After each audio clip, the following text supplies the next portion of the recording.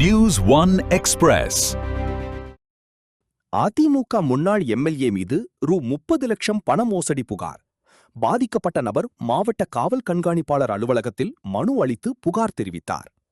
புதுச்சேரி மாநிலம் காரைக்கால் மாவட்டம் வரிச்சிக்குடி கிராமத்தைச் சேர்ந்தவர் பாலையன், வயது 75.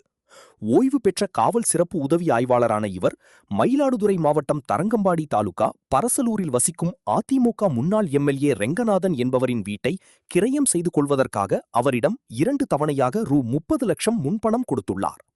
முன்பணம் கொடுத்ததை சார் பதிவாளர் அலுவலகத்தில் பத்திரப்பதிவும் செய்து வைத்துள்ளார்.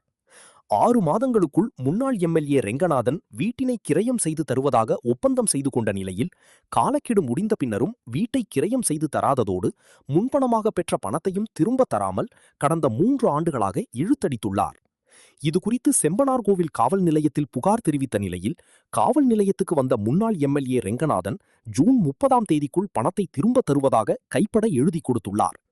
ஆனால் அப்போதும் பணத்தை திருப்பி தராததால் பாதிக்கப்பட்ட பாலையன் இன்று மயிலாடுதுறை மாவட்ட காவல் கண்காணிப்பாளர் அலுவலகத்திற்கு வந்து காவல் கண்காணிப்பாளர் ஸ்னேகா பிரியாவிடம் புகார் மனு அளித்தார்.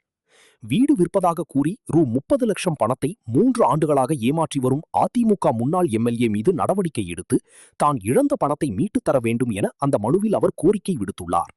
வரிச்சிக்குடி, காரைக்கால் மாவட்டம், மயிலாடுதுறை மாவட்டம் செம்பனார் கோவில் அருகில் உள்ள பரசலூர் ரோட்டில் எக்ஸ்-எம்எல்ஏ என் ரெங்கநாதன் அவர் தன்னுடைய வீட்டை விற்பதாக சொல்லி என்னிடம் 30 லட்சம் ரூபாய் அட்வான்ஸ் வாங்கி கொண்டு 60 லட்சம் மதிப்புள்ள வீட்டை 30 லட்சம் ரூபாய் வாங்கி கொண்டு 6 மாதத்தில் கிரயம் செய்து கொடுப்பதாக எழுதி கொடுத்திருக்கிறார். பத்திரப்பதிவு செய்து கொடுத்திருக்கிறார். அவர் இதுவரை 2023 10வது மாதம் எழுதி கொடுத்திருக்கிறார். ஆனால் இதுவரை அவர் எந்த ஒரு பதிலும் முறையான பதில் சொல்லவில்லை. கேட்கும்போது தருகிறேன் தருகிறேன் தருகிறேன் என்று சொல்கிறார்.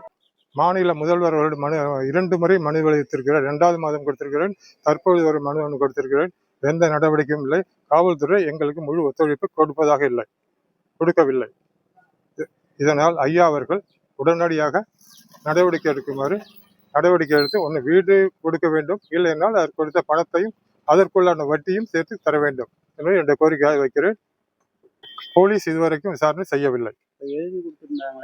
எழுதி கொடுத்தது வந்து தருகிறேன் என்று அவரிடம் சொல்லியிருக்கால். எனக்கு அது காப்பி மட்டும் வாங்கி வைத்திருக்கிறேன். ஆய்வாளர்கிட்ட, இன்ஸ்பெக்டர், செம்மனார் கோயில் இன்ஸ்பெக்டர்கிட்ட.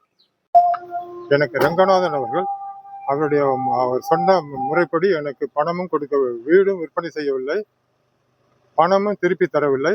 காவல்துறை எங்களுக்கு முழுமையான ஒத்துழைப்பும் கொடுக்கவில்லை.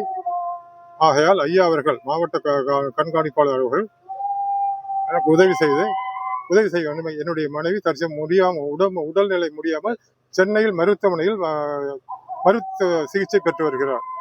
ஆகையால் எங்களுக்கு பணம் பெற்று தர வேண்டும், இல்லைன்னா வீடை எங்களுக்கு எழுதி தர வேண்டும் என்ற கோரிக்கை வைக்கிறேன்.